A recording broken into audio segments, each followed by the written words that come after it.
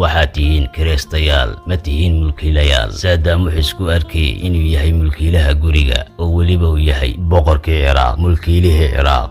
laakiin idinku uma arkaysaan ciraaq inaad leedihiin, laakiin waxaatihiin kiraystayaal. ilaa haddana waxaad u dhaqmaysaan sidii mucaaradka. hogaamiyaasha iyo xoogaga siyaasadda miyaad ka waddaa oo maaha ahlulbeytka? maya, haddii ay yihiin ahlulbeytka waxay uga tanaasuli waayeen jinsiyadahooga ay wataan.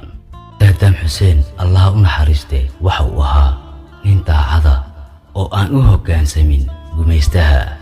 wuxuu ahaa shakhsi jecel dalkiisa, dadkiisa, jecelna sharafta. laakiin nasiib darro, geesi garab waaye ayuu noqday, waxaana gacanta loo geliyey shisheeye. ilaahay ha u naxariisto saadaam xuseen.